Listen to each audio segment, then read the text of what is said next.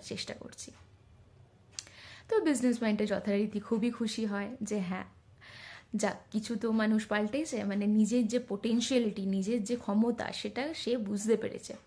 ও যে কি করতে পারে সেটা ও নিজে থেকে আবিষ্কার করতে পেরেছে। তো সেটাই হচ্ছে ম্যানিফেস্টেশন। তুমি যদি নিজেকে না বিলিভ করো, নিজেকে তুমি যেন না বোঝো, তোমার মধ্যে কি ক্যাপাবিলিটিস আছে, তোমার মধ্যে কি পোটেনশিয়ালিটি আছে, তুমি যদি এটা না জানো, তাহলে তুমি আর কি করে এগোবে? তোমাকে আগে বুঝতে হবে, তোমাকে নিজের ভাবে দেখতে হবে তুমি তোমার মধ্যে কি পোটেনশিয়ালিটি আছে, তোমার মধ্যে কি মানে আছে যেটা তুমি মানে করতে পারবে আর কি, এটাই।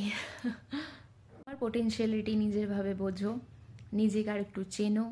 হ্যাঁ, ম্যানিফেস্টেশন তোমায় করতেই হবে, তোমাকে একটু চিন্তা ভাবনা নিজের প্রতি অপটিমিস্টিক একটা পজিটিভ থিঙ্কিং নিজের প্রতি আনতে হবে অবভিয়াসলি।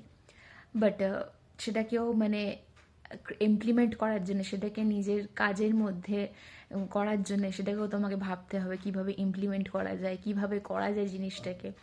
তো এটাই অল অ্যাবাউট, আর কিছুই না।